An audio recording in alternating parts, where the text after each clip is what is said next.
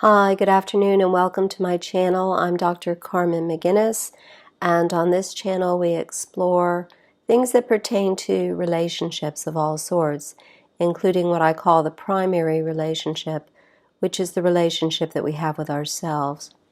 So today I'm going to explore the fearful avoidant attachment style. That's loosely the topic of our talk today. So I have three goals for this particular segment. One is to introduce to my viewers the fearful avoidant attachment style, what it is, what it looks like, where it comes from. And two is to distinguish those individuals from the anxious insecure attachment style, or perhaps one side of them, and from the dismissive avoidant on the other side of them. So if you think of these as like sitting in between those two attachment styles, you'll understand what I mean. And my third goal is to discuss how they might evolve and resolve their difficulties. So moving along, I've presented before on the topic of attachment styles. This is not a new topic for me. Today I'm going in depth on just this one in particular. And I'm doing this because it's a tricky one. And it's one that, while it's tricky, it's also completely resolvable. So I feel like it's very well worth moving in and addressing this topic.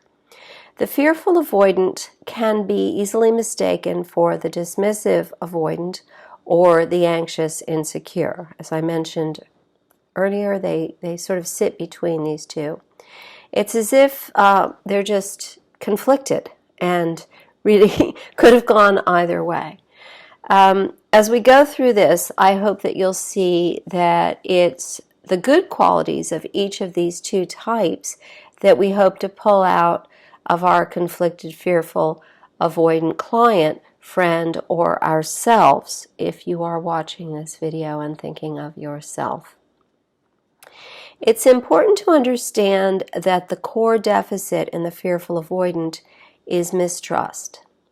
These individuals have suffered a trauma, frequently more than one, from someone that they trusted. This is a sort of almost a betrayal trust kind of a deficit.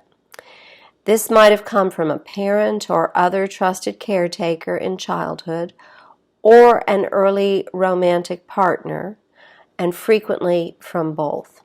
These individuals often leave childhood as anxious insecure types and engage with dismissive avoidant types because that's what they are used to from their own parents as children.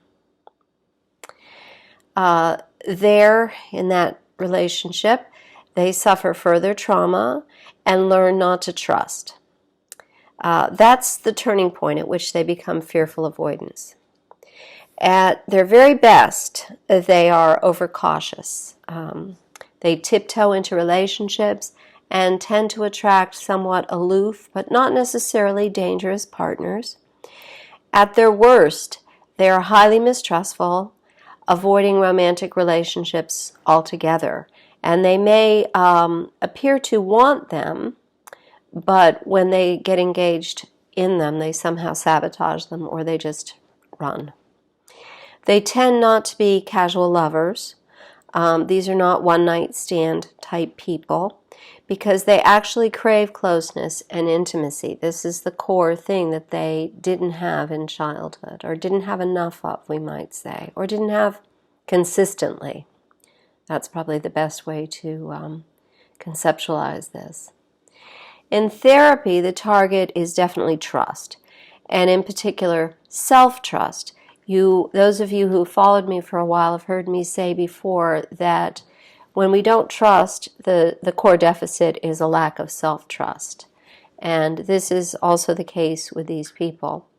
Once the fearful avoidant comes to understand that they have a rare talent to suss out dangerous liaisons, they can begin to do the work to hone their talent and learn to trust themselves in the same way that they can learn to mistrust others. They can learn to use that particular skill once they hone it. So a large part of our work in therapy circles around that, but we're not quite there yet in my talk. So although both attachment anxiety and attachment avoidance foster self-protection, results from a 2017 study by Zhang, and Li indicate that dismissive avoidance and fearful attachment avoidance exert different influences on self-enhancement attempts. In other words, by self-enhancement we mean a sense that we are okay, we are lovable. The dismissive avoidant becomes more grandiose and entitled in his or her narcissism, assuming that others see him as superior, while the fearful avoidant becomes more vigilant, tending to work for notice rather than assume, and rely more on the positive appraisal of others. So in this way, this person can sometimes actually veer into the narcissist spectrum, but it's a very different kind of narcissist. It's the narcissist who is not maybe self-absorbed, but just self-cautious, self-vigilant, over-concerned for themselves and their own safety, perhaps because they did not have that in childhood. They didn't have someone watching their back. So we can see from this how the fearful avoidant might appear more like an anxious attachment style. This person is fearful, but his or her response to the fear, their way of managing their fear, is to avoid rather than to anxiously approach, which is what the insecurely attached do. So where the anxious insecure would cling and exert a sort of a neediness, the fearful avoidant will sense danger and just pull out. They are just done, literally. But their way of pulling out is not like that of the dismissive avoidant. These are not people who are going to ghost you. Instead, they'll probably tell you honestly that they don't trust you and that they're just done. They're going to move along.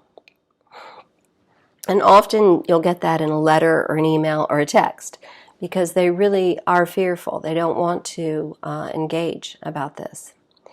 And the strength of the affective avoidance versus fearful avoidance in this particular study that I was referencing is stronger when the other is lower. So in other words, the weight of each affects the other. If you think of these as existing on a scale, as I mentioned earlier, you'll understand my meaning. The more dismissively avoidant, the less fearful. And the more fearfully avoidant, the less of those qualities that we see in the dismissive avoidance, such as grandiosity and a sense of entitlement. So here I'm going to briefly discuss the history of one such individual. And as those of you who have followed me for a while know, I always change the names and details of these examples. So if this is a real person, a client, a friend, or myself, you won't be able to tell from the names or the details. So Bethany was raised by a mother who was orphaned herself at the age of 6, and a father who was a Vietnamese war veteran.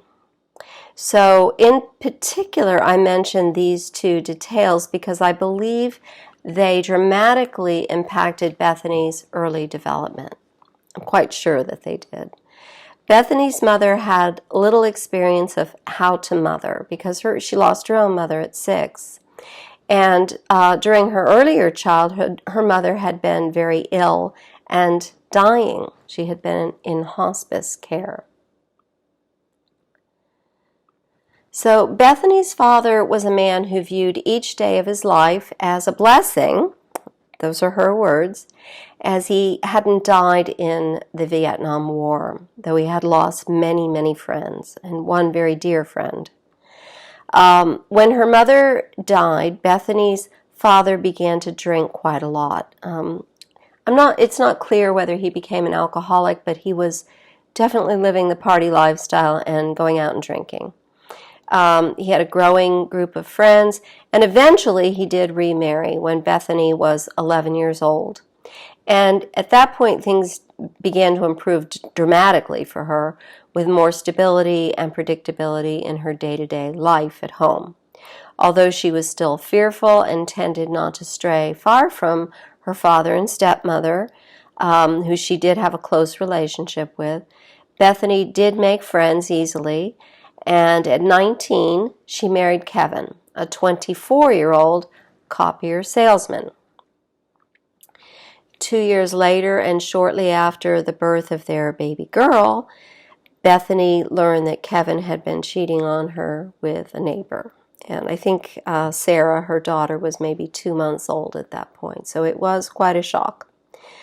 On the very evening of her discovery of this cheating relationship, Bethany packed up her belongings and those of her baby and went home to the safety of the home of her father and stepmother. 4 years later, during which time she was still living at home, Bethany married Dean, a real estate broker. By that time, Bethany had become a successful interior designer.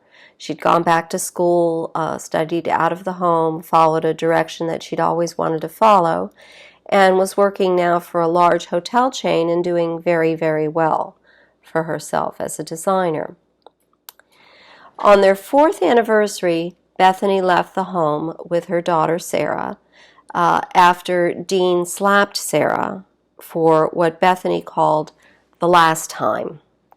That's how she described it, claiming that Kevin's reason for slapping her was that Sarah needed a firm hand that he had never had as a child.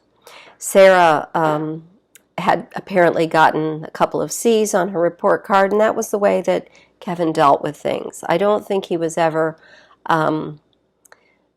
extremely abusive with her, but this was not the first time she had been slapped. On their 4th anniversary, Bethany left the home with her daughter Sarah and Dean after Dean slapped her for the last time. That was the end of that. And she never went back.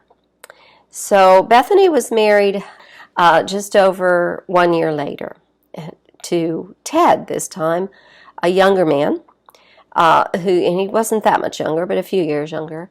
He was the brother of a friend of hers, and Ted was a lawyer. He had recently qualified as a lawyer, but had not yet begun working in the field, was living with Bethany's friend, his sister, and her husband, while he decided the direction that he wanted to follow with his legal career. After their marriage, in fact, Ted never did go into any kind of legal career, and Bethany's career really took off at this point. Ted became a stay-at-home dad. The couple adopted a baby boy, Jonathan, and Ted just looked after the teenage Sarah, now teenager, and the baby. So life seemed to settle down for Bethany, at least for a while, until eventually, and I want to say it was about 7 years later, she learned that Ted had a gambling problem and was completely upside down to the tune of $240,000, including a second mortgage and a high-interest third mortgage on the home that the couple had purchased together.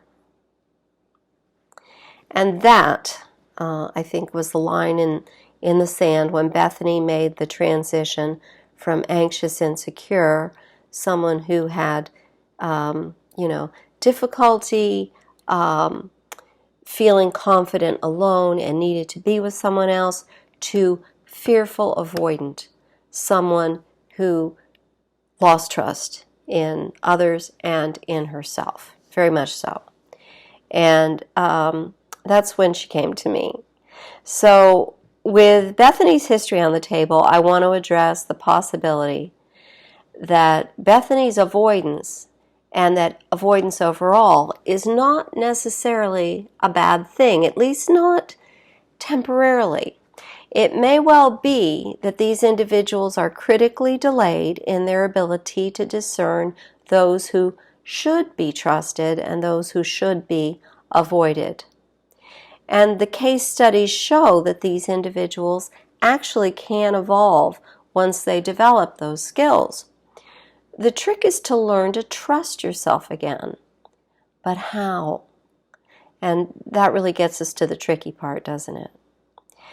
Well, much of the psychological energy those people give to noticing what others make of them, always sort of scanning for what other people think of you so that you can gain your own sense of self from that, can be refocused or reflected, you might say. In other words, we can talk about in therapy what they feel others see in them that causes the judgments they get from others, good or bad, and how it is that they see these things. So we can actually turn the mirror on what is happening with those assessments, the assessments coming at me. And then we can turn that into a lesson, many lessons in fact, in how to do just that same thing that you've gotten very good at noticing other people do to you. So this work is tricky, I'm not going to lie. And I always recommend that you work with a therapist whenever possible, someone who's skilled in this sort of thing. If they look at you and scratch your head when you mention this, then find somebody else. But this work can be done at home if there's no danger of any kind of self-harm or obviously harming someone else. These are not people who are likely to harm anyone else, at least not overtly. And if you're patient and you are someone who's prone to self-help, you can take this on at home. If this is a friend that we're focusing on, or a partner, or your own child perhaps a teenager, you can simply ask, what do you make of, what it is that other people make of you? What do they make of you? And how do you suppose they came to the conclusions that they came to? And then take it from there. Turn that into a lesson in how you can use those skills on other people. And kindly, not aggressively. If you are yourself fearful able, or fear you are, it's a little harder. If it's you that you're focusing on rather than a friend or a partner or a child of your own, it's a little harder. It's always harder to do this work on ourselves rather than on others. But you can ask yourself those same questions.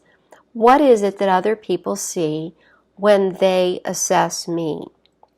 How do they know I'm a good guy versus a bad guy? And here's an example from Bethany's world. And this is a quote. Today, the fire marshal inspected a hotel on which I'd just completed renovation and redesign.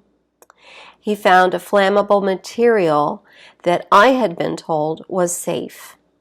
But he believed me, she proudly told me. He believed that I didn't know. And he gave us 10 days to correct the problem. No penalty. So my response, of course, was, well, that's great. How do you suppose he knew you were not trying to sneak one past him? This is where we turn the lens. We turn the mirror, the focus, whatever you want to call it, on the other person. How do you suppose he knew that? And then we turn it back and say, and how can we use that same skill ourselves? So that's what I said. I said, how do you suppose he knew you were not trying to sneak one past him? And then we examine concepts like body language. We look at vocal tones. We look at eye contact. And that little thing that one cannot really quite put their finger on, a sort of a sixth sense about people. And I think that thing is a combination of all of the above. It is body language and eye contact and, all of that. And then Bethany might write these down, or whoever is working on this might write these down in a journal and pledge to practice noticing these things, or the lack of them, in her own future dealings with other people. So make no mistake, this is not easy work. I don't mean to make this sound like it's, sort of abracadabra easily done. It's not. But it is very valuable work. And it is, as I said, work that many people can do at home. And work that can change your life after a rough start in childhood and a bad third marriage might actually set you free to be able to love again, at least to love yourself again, to know that you can trust, and then to move on to see what the other possibly amazing possibilities are. So that's what I have for you today. I hope this has been helpful.